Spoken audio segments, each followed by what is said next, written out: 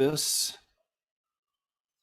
There we go. So, guys, good morning. Thank you for jumping on. Just a reminder, if you could, mute yourself if you're, in a noisy area for sure. We'll hear everything in your background. So, just a reminder there. And if you can, turn on your camera. Okay.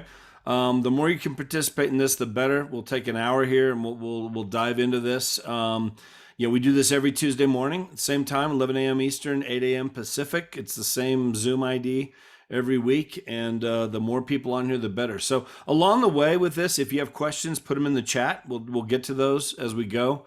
And there will be times in here too where we'll probably pause what Gary's going to talk about and open it up for questions, comments, discussion, that kind of stuff. Again, the more you can participate and throw out ideas and different thoughts, questions, comments that you might have, something that hit you, here's something you learned that you did that Gary's talking about, might be helpful for people. It's always going to be helpful. So no dumb questions, of course, with all this. We're all trying to figure it out.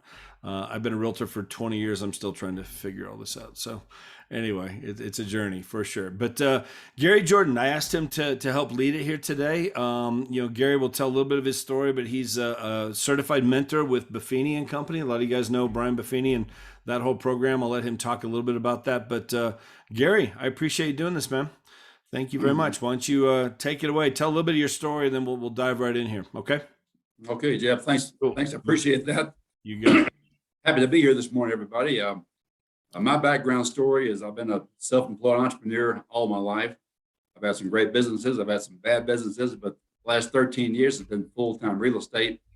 Started off back in 2009 when everybody was getting out of the business. It was a struggle. I had no systems in place. I had no really good mentorship in place, and the first 3 years, I like to try to forget about those. But over time, I got plugged into a good system. Back when I was with Remax for about 7 years, I got exposed to this system called the Brian Buffini working by referral system that really fit my personality. I thought I got real comfortable with that system. I like the idea of that a lot better than just cold calling and door knocking and so forth. So I plugged into it 7 years ago. So 13 years in real estate now. I know this system works. The key thing, one of the biggest challenges I had to begin with, and still have, even though I've been in business for 40 some odd years, is time management. And think about this, guys. You're in real estate. You have your own business. I call it a glorified job. You can call it a real business and whatever you want to call it, but you're the boss and you're the employee. It's kind of a sketchy kind of thing there a lot of times. And I just encourage everybody all the time to get up in the morning, get ready for your business day, to look in the mirror as the boss and think, well, how did that employee, Tim Holland, work yesterday? Did he do a good job or not? And at the same time, I look back in the mirror again as the employee. And you think, well, Madison Kelly thinks, well, did I really max out yesterday, or did I kind of was I a slacker yesterday? So it's really easier said than done to make this process work, but you have that responsibility, and you're in a very good business. And time management is one of the biggest challenges we have. We'll always have that challenge, but it's a skill to develop over time. And I'd encourage you to reach out and read things about time management. Read some books about it. Read some documents about it. As I was telling Jeff earlier, I have a really nice, about a 4-page e-document I can be happy to send in any of you after this is over upon request, all about time management. But if you learn the skills of time management and you really master them or come close to mastering time management, you can start running your business instead of your business running you. And think about this. Most everybody in real estate wants to make a 6-figure income, especially if you're new, starting, maybe you want to make your first sale.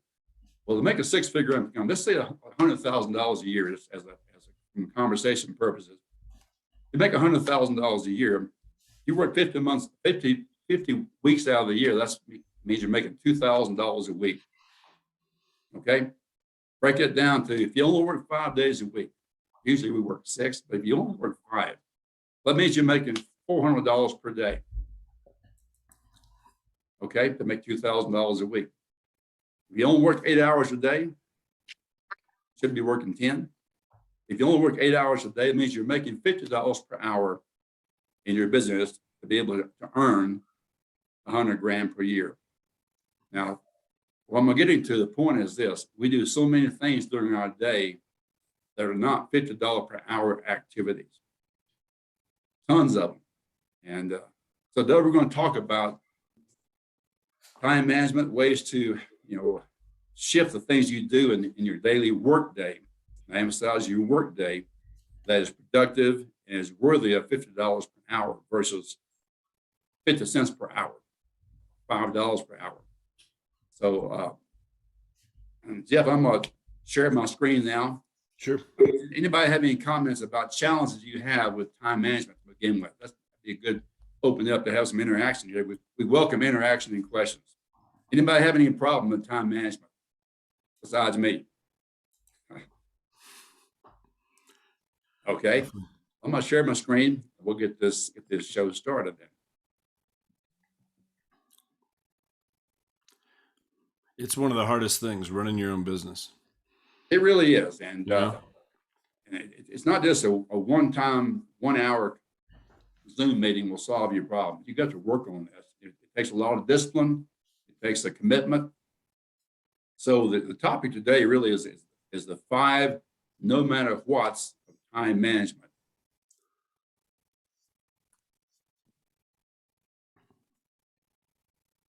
And this is a typical graph of the things that a typical agent does every day. This came out by the National Association of Realtors, but average agent spends 37% of their day, over a third of their day, running errands, hair on fire, just going, running errands. About 12% of the day surfing the web. About 18% of the day checking emails. And not all work emails, guys, be honest with you. A lot of them are personal emails, a lot of them are just spam emails, junk emails. A lot of time is wasted, and me included, I'm guilty, on checking emails throughout the day. Social media, hopping on Facebook, liking this, liking that, and so forth, is about 11%, over an hour per day, over an hour and a half per day of a person's activity. Talking to clients typically is only about 3% of the day. So you wonder why most realtors don't survive the business, don't make it in business. If you can relate to this, spend this kind of amount of time on running errands. And I'm not talking about, this happens to everybody, me too. Running errands in the day is not always business errands, because you're so-called independent and free to run around, do things. You do things in the daytime that are non-business related too.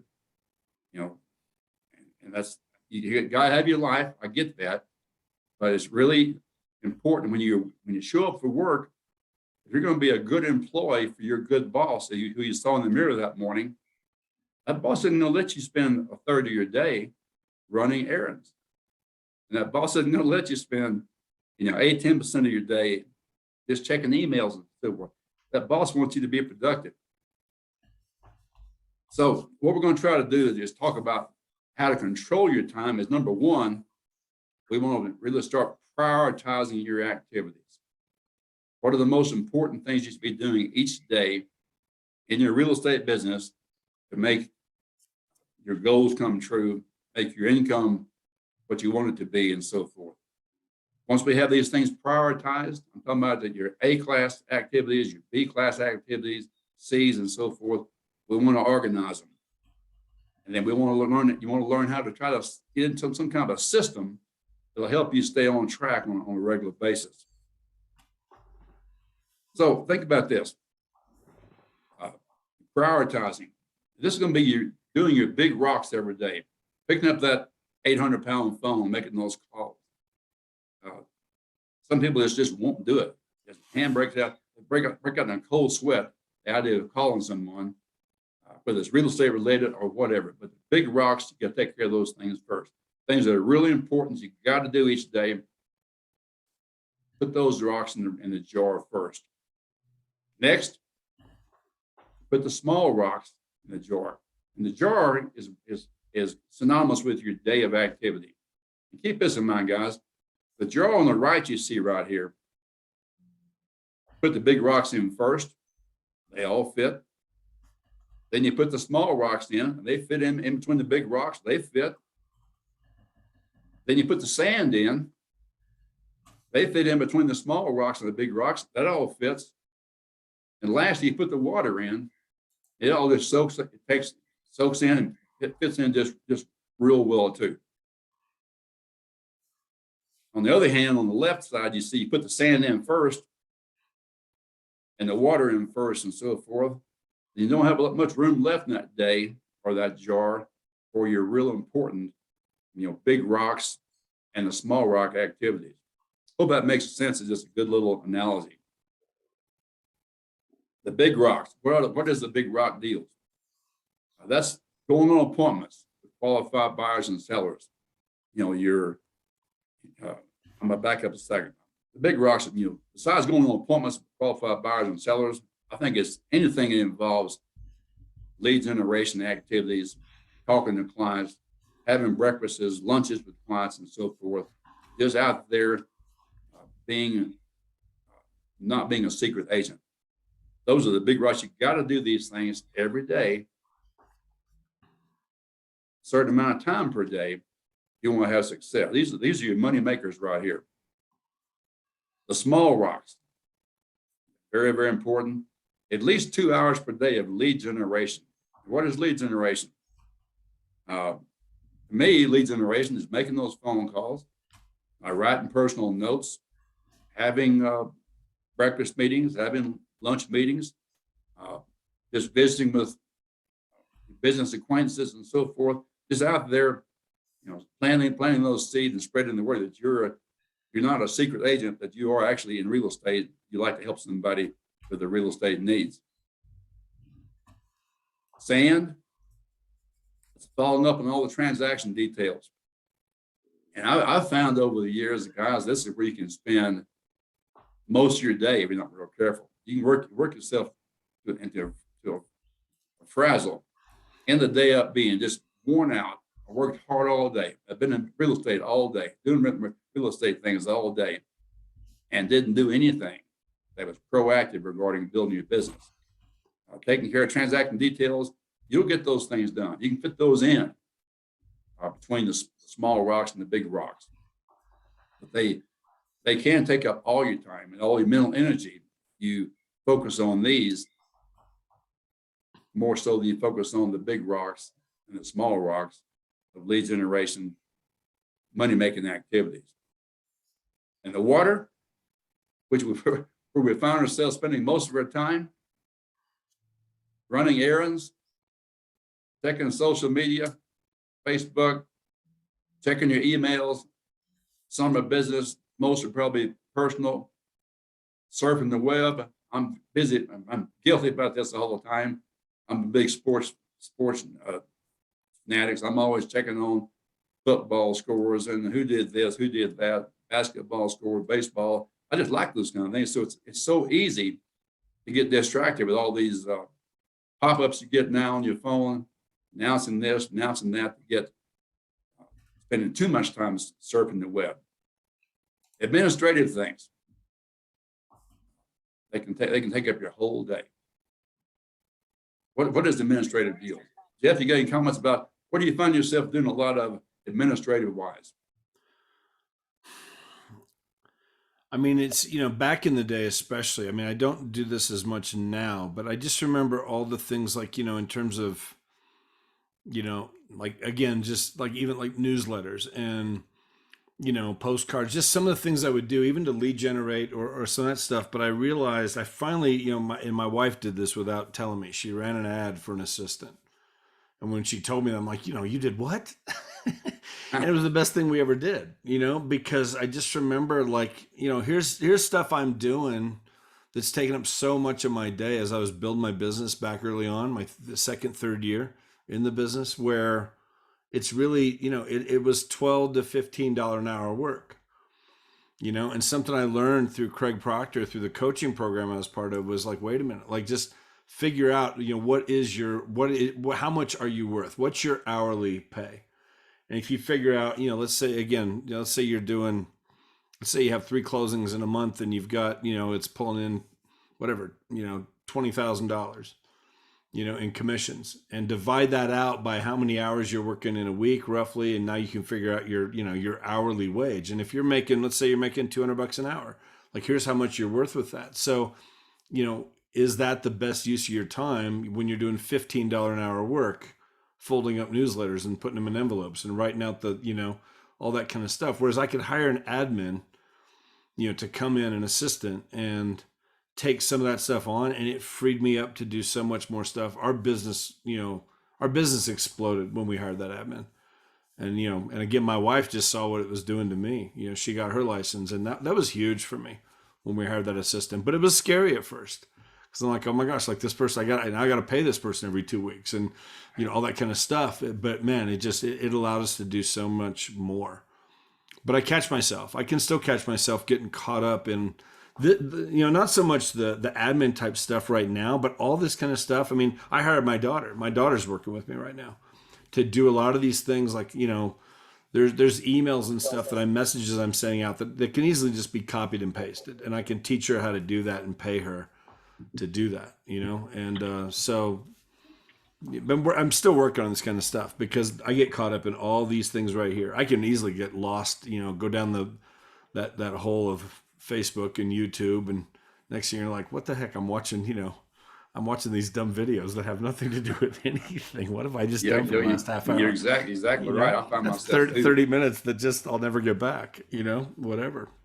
And talking about doing things that are, like you said, they're $10 to $20 per hour activities. And you can hire an assistant, an American-made assistant, for $20 an hour. You can hire a virtual assistant, other parts of the world, that can still do a lot of admin things for you very efficiently on the web, working 24/7 and so forth. It can save you a lot of time that you spend yourself doing the, $200 per hour big rocks and little rocks activities.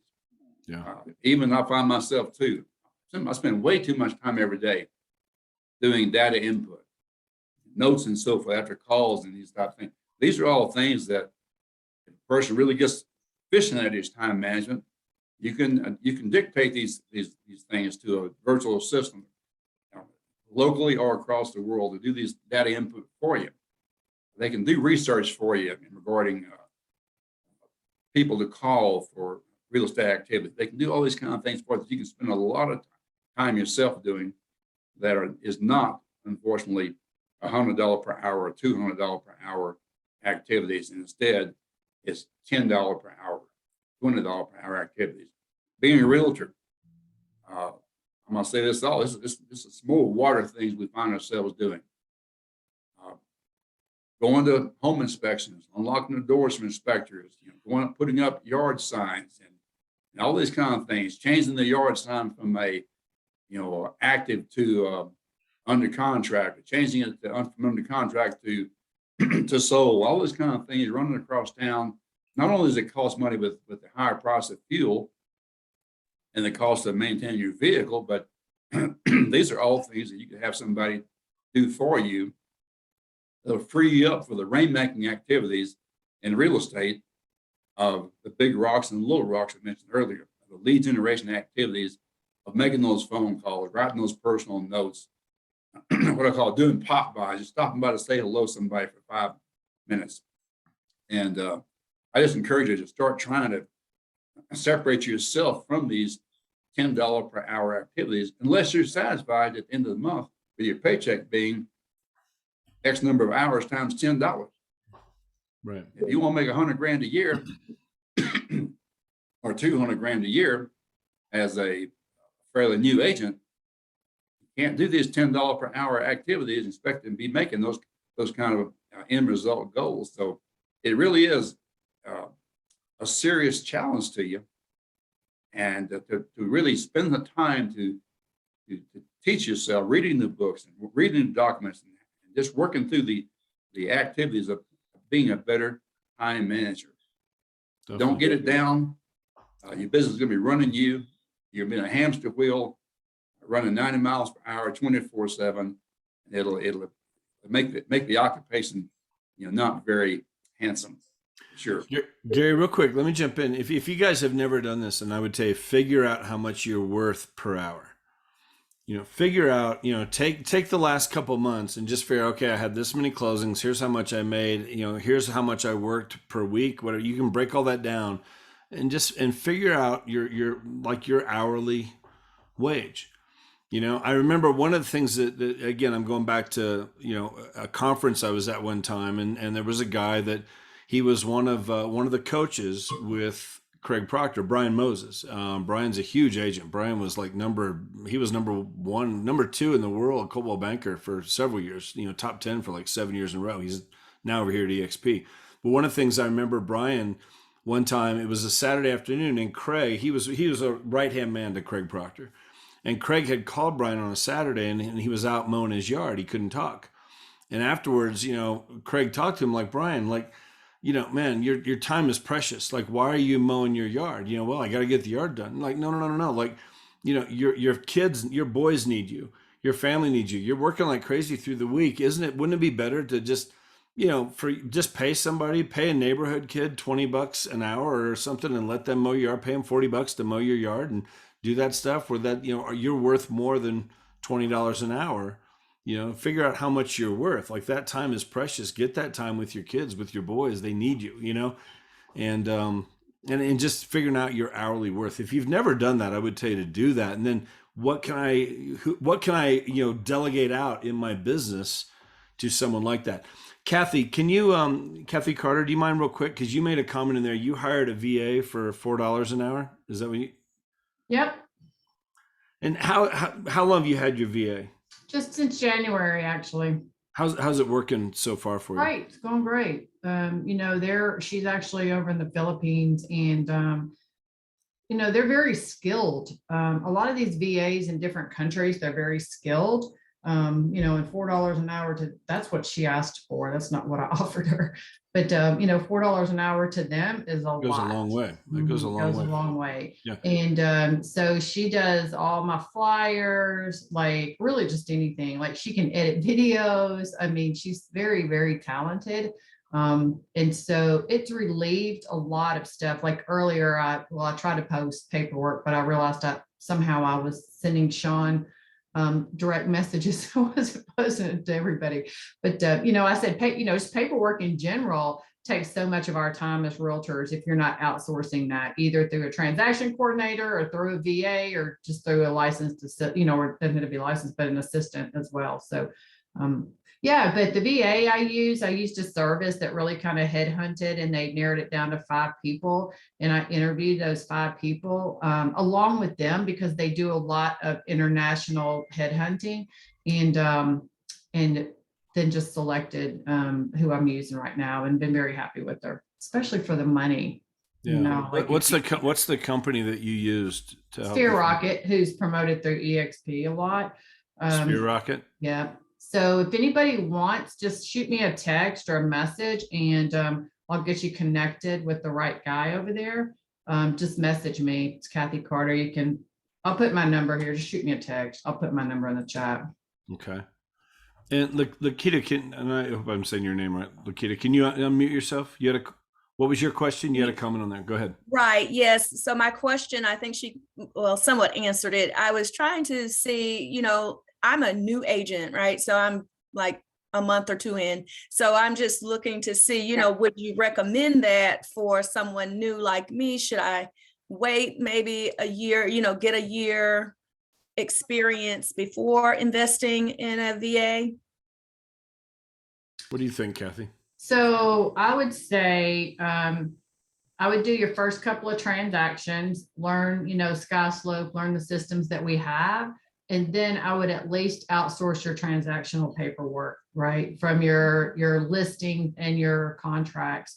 Because if you think about it, and this is what a lot of realtors don't understand. When you get into real estate, you're opening a business, right? So if you were going to go open a pizza shop, you're not going to be the cook, you're not going to be the cashier, you're not going to be all of those people in your pizza shop, right? And so we have to, as realtors, we have to remember and know we're running a business here. But most of us get in the business and we, think, well, I'll just do everything till I can afford to hire somebody. But that's not how you really start and launch a business, because like we're talking about, you spend so much time. I mean, even that graph Gary shared, we spend so much time doing all this non-money making activity.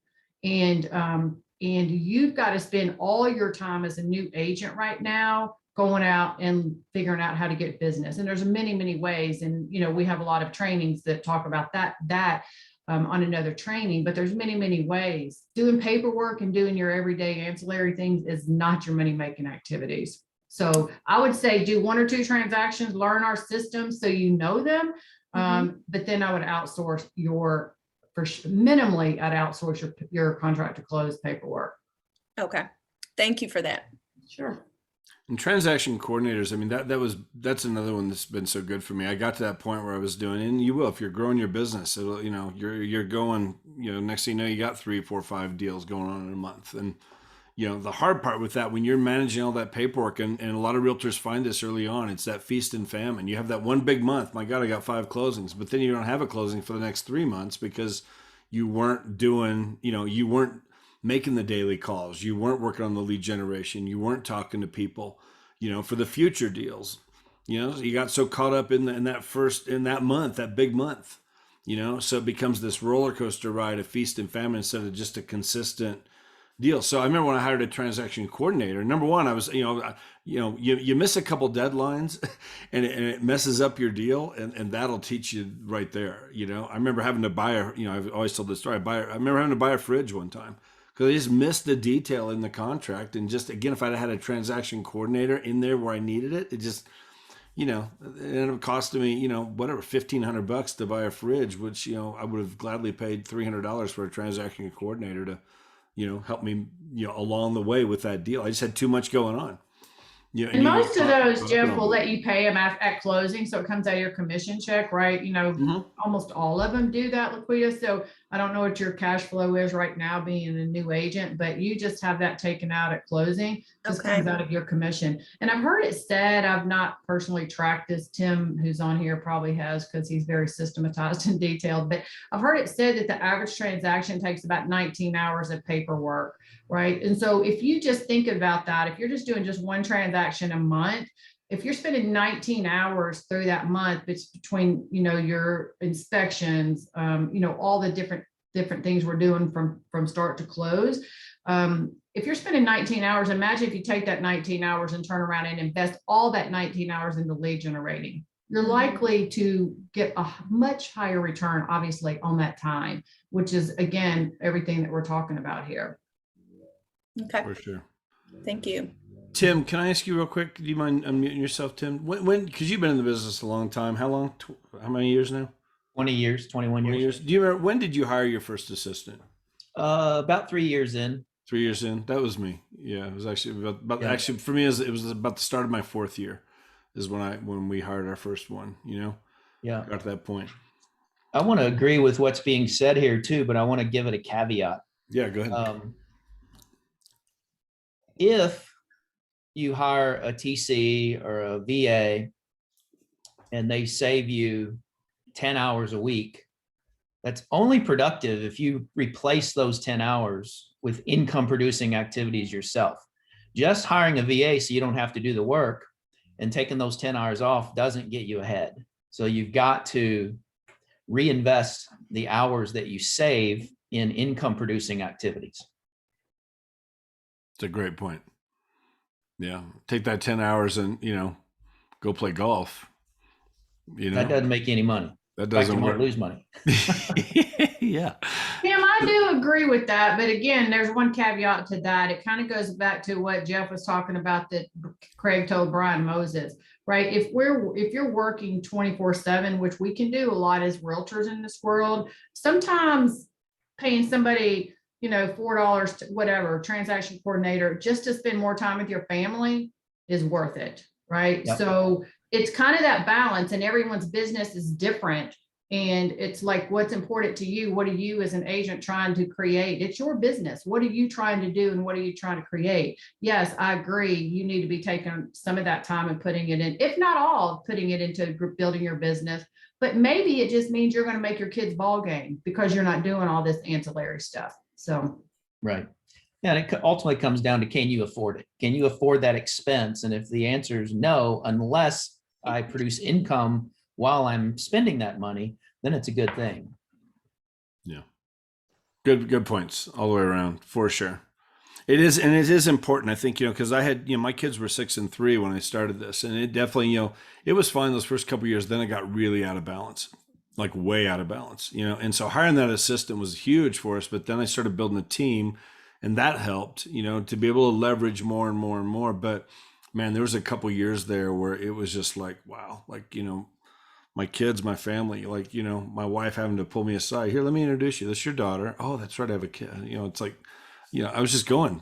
And after a while, I think what can happen, I think sometimes if you it's like you let the business run you, instead of you running the business. And some of you guys have probably experienced that. It can lead to just, you start getting almost bitter about the business. I'm just like getting like, dang it, what the heck am I doing? It can lead there. So this whole thing, time management and figuring out those priorities and hiring the right people, they didn't have VAs back when I got going. That's a pretty new thing here in the last couple of years. But again, for $4 an hour, and that sounds like, I feel like I'm ripping these people off. I mean, you could always throw them bonuses, I guess, Kathy, right, and do different things like that. Absolutely. But that's huge that's a lot of money. That goes a long way for some of those people. And I've heard nothing but good things out of Sphere Rocket, a couple of different things that are out there. So let's jump on, Gary. Go ahead. We'll keep talking here. Okay. That's all really good input. I appreciate that. Need more of that during the whole hour session. Thank you, Kathy and Tim. Yes, laying out, prioritizing is the first more important thing. Second thing is, guys, we got to be sure we organize all of our activities. And I recommend every year. Personally, I always spend really the last couple of weeks of the year in late December, kind of laying out my plan for the next year. I kind of reaffirm my goals for the year, reestablish the whys, and lay out the activities for the year. If I'm going to be going to any events, any conventions and so forth, if I have any certain things I've got to attend to, lay out vacation times and so forth, lay those out on a calendar that you can see it before as the year begins. And then you start planning the month each month. Plan your month. I live on my Google Calendar. My Google Calendar is my daily guide. I'm reviewing it all the time. I'm always planning the months. I'm scheduling the week.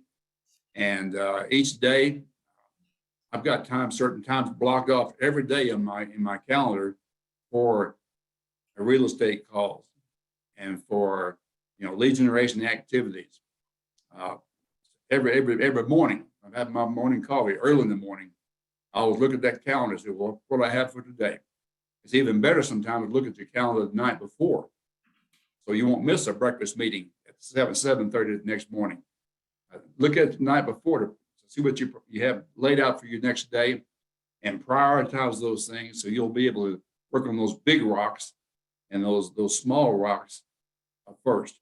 Get those things knocked out. I call it winning the day.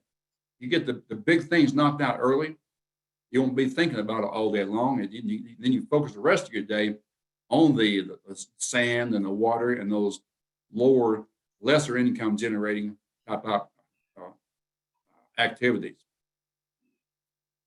Systemize. This is the third thing that's very, very important. We got to use the skills you have, use a discipline you have, or a discipline you're trying to create to establish a habit. I've found that it's like working out. If you're working out on a regular basis, you're making progress with your health and so forth, and your muscles and your joints and so forth on a regular basis, like even every day. If you all of a sudden take off 2 or 3 days, you got to almost start all over again. It just regresses so fast. And your habits do the same thing. You start doing the same thing every day, whether it's only making 5 calls a day. It may sound like a lot, but it doesn't take you very long to make 5 calls. My goal every day is to make 10 real estate related calls to my client, my database. And I find that typically, if I make 10 calls, at least half of them are going to be a voice message. And you have it prepared, something you're going to say when you call them. Leave them a nice message. Let them know you care about them, you're thinking about them, and the real estate market is this or that. And just touching base is the main thing. But doing it on a regular daily basis is the key thing to creating good quality habits. At the same time, it's sort of like gravity pulling you down. These habits of checking your emails 20 times a day and checking social media every 30 minutes and surfing the web and so forth throughout the day, guilty as charged, is bad habits. They can you can have, and it takes you away from the game. So if you have these good habits, guys, these things will be much easier for you. You make it automatic. You have it on your calendar. And I'm a big calendar junkie. So use that calendar and watch that calendar throughout the day. You'll stay more. It'll help you a lot to stay on track.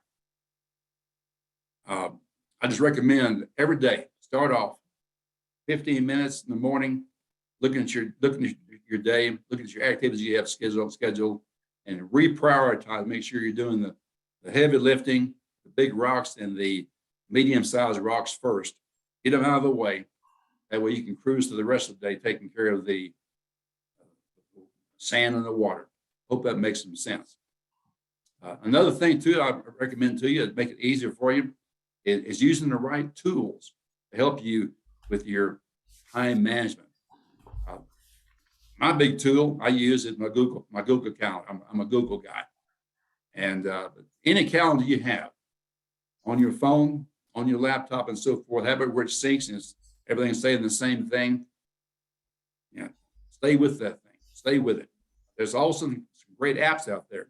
I want to share with you a couple of those right quick. Here's some apps right here that helps you get organized. Evernote, Google Keep, Habit List, just 3 apps you can research that are very, very useful in helping you develop your schedule and helping you with your time management.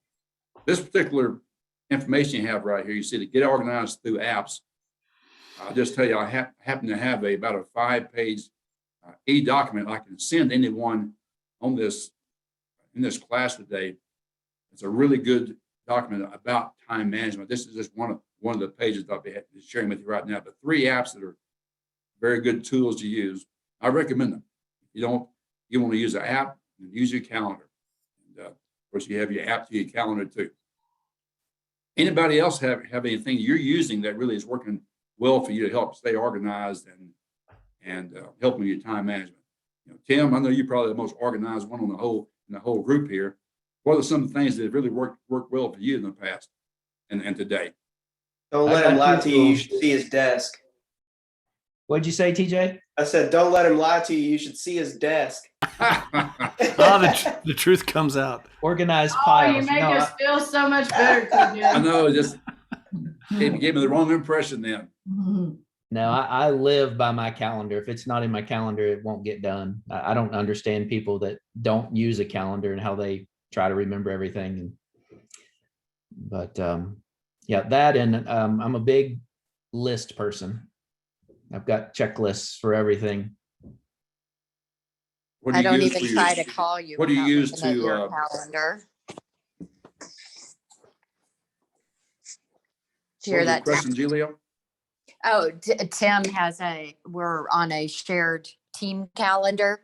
Okay. I know what Tim's day is going to be like before I go to bed every night. I don't even try to call him certain times of the day because I know what he's doing. That's good.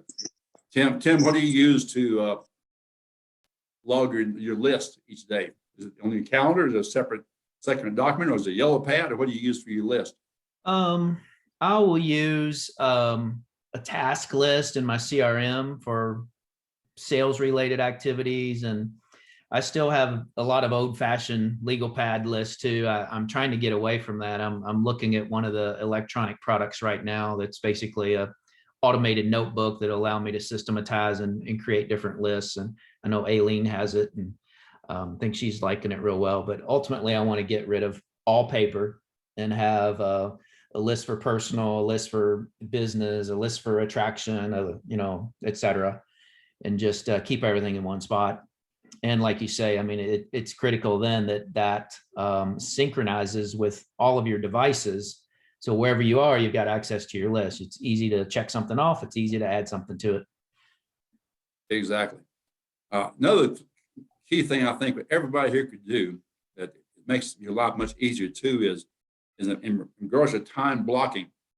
I recommend that everyone here redo your voice message when somebody calls you and you're not available, and in your voice message tell them that you appreciate their call, and you'll be returning calls at such and such time window.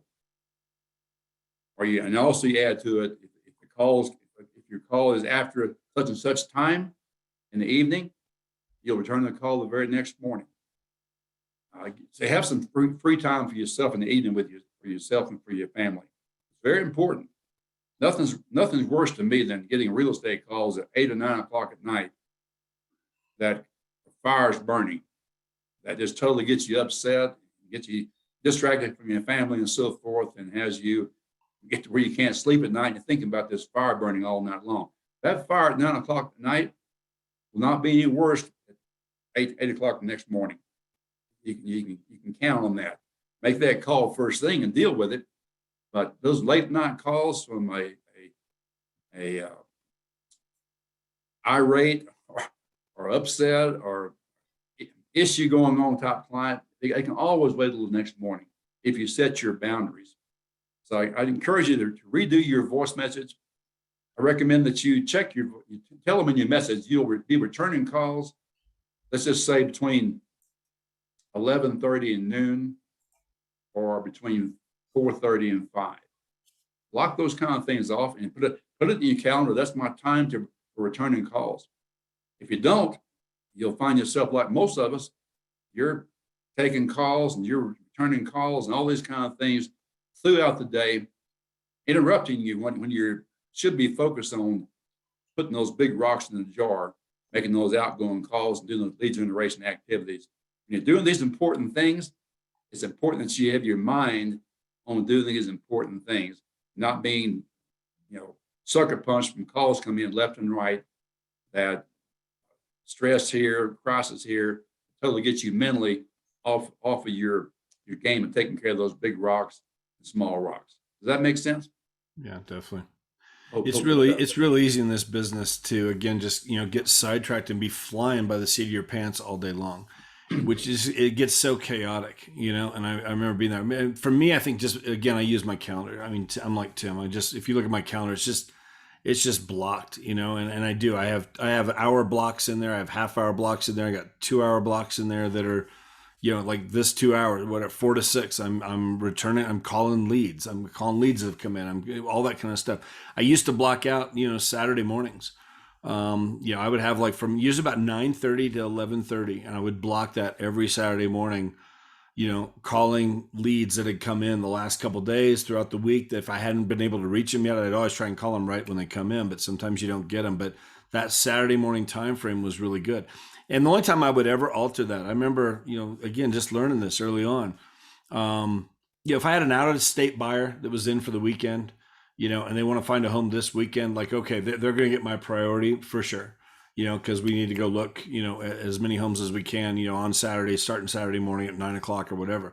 But otherwise, if I had a call, even from a local buyer that I'm working with, and they want to go look at homes, and hey, we're free on Saturday, and I would let them know, like, I can start, anytime after 11:30, I'm good. I'm booked right now in the morning. And they didn't need to know that my time booked was me on my phone making calls, because that 2 hours in the morning, I would catch more people at home, and answering the phone from that 9:30 to 11:30 slot on Saturday morning than any other time of the week. And I could easily set up 4, 5, 6 appointments or more, sometimes by talking to those buyers, sellers, leads that had come in during that time, and that was the money making time right there. If I can set another 5 or 6 appointments during that 2 hours, now the rest of my day, I'll go out there and show homes, go do what I got to do. And I never got away from that. As again, the only exception was an out of state buyer, they would get my priority. And I learned that too. I remember, I remember they were at the hotel. I remember going to pick them up at the hotel and they were gone. I'm like, what happened? I called them up and they were out with another realtor, because they didn't feel like they were a priority, and I lost that deal. I mean, so again, just things you learn along the way, but blocking out, getting that stuff in your calendar, because otherwise it's real easy, man. The phone's ringing and you're flying all over the place, and this email and that email and this text and that text. You got to run here and you got to run there. Next thing you know, it's 4 or 5 o'clock. And again, that lead generation part, or making those calls, working on that thing that for the future business, especially, that gets set aside.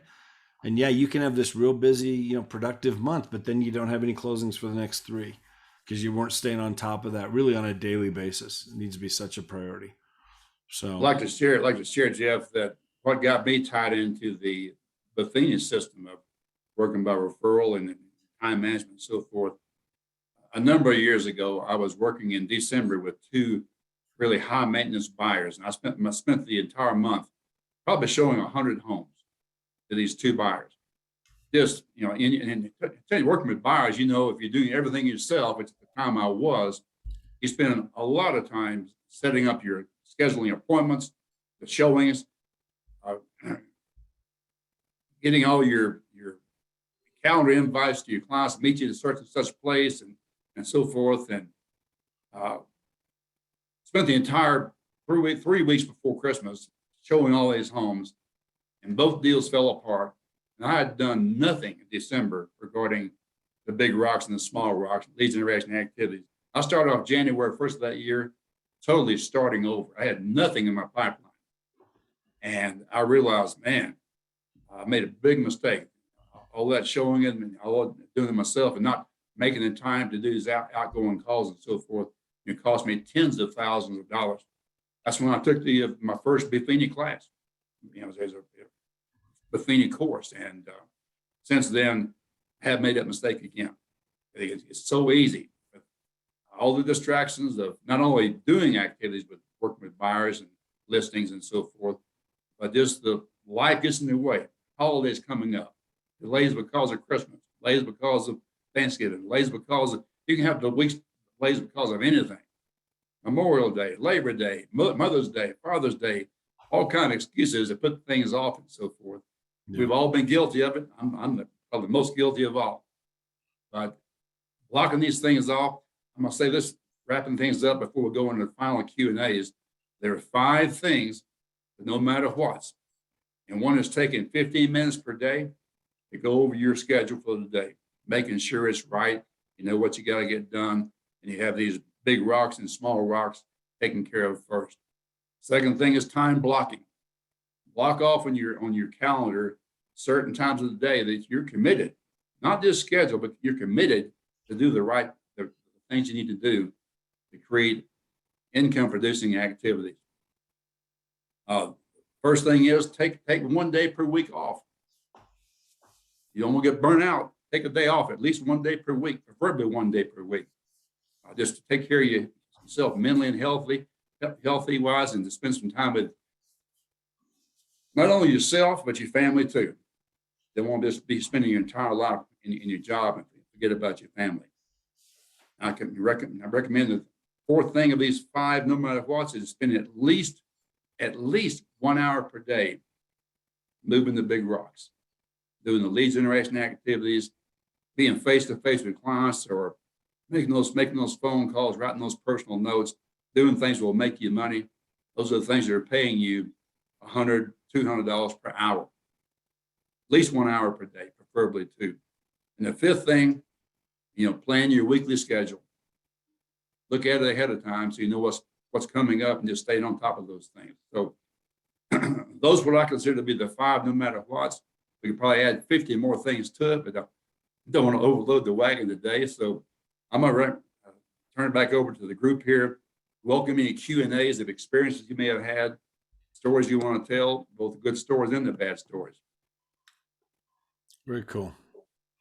Appreciate it, Gary. What are some thoughts, guys? Let me just open up. Brett, would you mind can you unmute yourself? Brett Franklin? There you go. There you go. How you doing, man? Good. Good. How long you been in the business, Brett? Well, 2 years here in Kentucky, and in Oklahoma, I spent about 18 months in farm and ranch real estate sales, but I didn't really have many transactions. So my experience has really been in the last little over 2 years. Okay. What are some thoughts you have on this? I mean, how have you had to work on this as far as time management? What kind of things are you working on, getting better? Well, this is really helpful to me because that is my biggest struggle is time management. Okay. And I don't think I ever realized how bad I was at it. I got into real estate, and then I started being confronted with, some epic failures in that area, but making some progress. But a lot of things that Gary has said really resonate. I'm trying to prioritize 2 to 4 hours a day of lead generation, and failing at that, on a regular basis. So, but just a lot of things that he said really help. I'm going to try to use, some of these apps to help organize some of my lists and stuff, and some of the things that Tim has said about lowering the amount of paper you have, try to get more of it digital. But time blocking, I would say, is probably my biggest hurdle, and I feel like I'm making progress every week. Every week I sit down and I get a little bit better at it. But it's the follow through, like everything else, and it's improving my organizational skills. And one thing I really like about this presentation is it's really there's some things that I've improved on. I've hired an ISA to help me with some of my prospecting, some different things, but this presentation has really kind of helped me realize that there are still a lot of $12 an hour, 15-hour things I'm doing. Yeah. I'm allowing these little rocks to come in and undermine my day and my week. And this is really helping me just kind of rethink that and say, you know what, I could actually hire a transactional coordinator, and that would take some time out of my week that I could otherwise use for active prospecting, either going out in the field and talking to landowners or getting on the phone and circle prospecting and calling expired listings and that kind of thing. So I really appreciate it, and it's helpful for me to be reminded of, you know what, there's still a lot of minimum wage work I'm doing that I need to kind of rebalance. For sure, I appreciate you. Putting our signs out, like if your listing's 20 or 30 minutes away and you're going to put your sign and your lot boxes out, I mean, that's an hour plus just to go do that, right? Just hiring somebody to go run your signs for you, do those type of things. Absolutely. Yeah, there's so many things we can do. Just that again, it's just better use of our time in other ways, more effective, more money-making stuff that we can do. Eileen, can you unmute yourself? Are you available to talk here? Eileen Fountain. Kathy Carter says that you're loaded with experience, Eileen. Hey, I'm here. Hey, any input that you would have? How long you been in the business? 18 years in the business, okay. And I still to this day work on time management. It's something that it's an area that I'm constantly improving upon. I'm also a Buffini person, so that I knew right away when Gary started talking about doing his notes, his personal notes and pop buys. I've taken several of his courses. so yeah, I mean, time management, I have a personal real estate coach, and I told him, I'm like, I'm still working on this time management thing. And he's like, Aileen, and so, yeah, I mean, it is super important to stay on track of it. And I liked the way that he categorized how to implement your time management. And certainly if you want to get to the next level in your real estate business, it's something you have got to continue to work on and continue to try and implement. And a number of things that Jeff and Tim said, and even Kathy said, are things that I do in my business as well. I've got an admin. She's here Monday through Friday. I get, so much more done because of that. And I'm able to do so much more than, the average agent.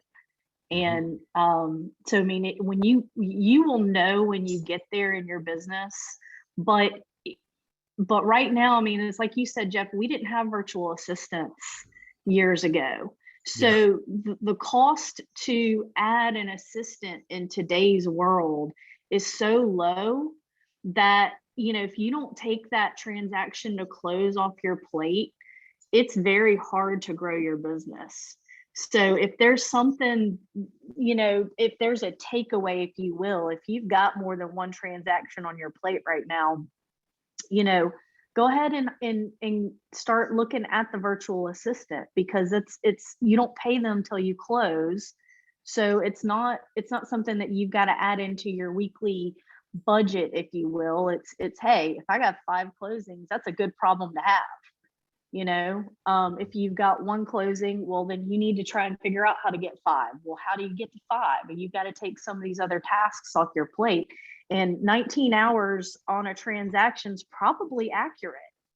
And those 19 hours can be utilized in lead generation and so many more important activities that you can do to grow your pipeline. Because if you're not growing your pipeline as you're doing transactions, you're going to look up and you're go, oh crap, I just had 3 closings, but now what? Yeah. And so figuring out how to get closings every month is the name of the game. That consistency. I appreciate that. Thank you, Aileen. Paula, did you have a question? Paula Piskey? Yes, I was going to ask Aileen about the program she uses to eliminate paperwork, the digital program, like a notepad. Yeah, it's the digital notepad that I have is called the Remarkable. And I was actually, as Tim was talking about it, I was literally taking notes on my Remarkable when he brought it up. And so I don't know that it syncs across devices, if you will, but it is a digital notebook that you can carry. It's very slim. You can take it anywhere. And I have all my notes categorized in it. Like I have my coaching notes, and that's what my coaching notebook is what I'm in right now. And, but I have like 10 different notebooks within this notebook, and it's all organized. And it works great. I mean, I would definitely recommend it to declutter. I mean, prior to the Remarkable, I'm like Tim, I would have these yellow notepads and I would fill them up. That's what I do. Yeah, fill them up every month. And the next thing you know, you have 50 of these yellow pads and you're like, okay, wait a second. I have something really important in one of these notepads that I've got to go back and find. So yeah, it's super, super easy to use. I definitely like it, and I'm using it every day. Yeah. Thank you. It's on my list to get. Tim, do you have a Remarkable? You have one? Not yet. I've had it in the cart for about 6 weeks. I just haven't pulled the trigger on it. And you want the Remarkable 2, not the Remarkable. 2. That's the newest version, and if it you will look- sync with Google. Yeah. And I think iCloud as well.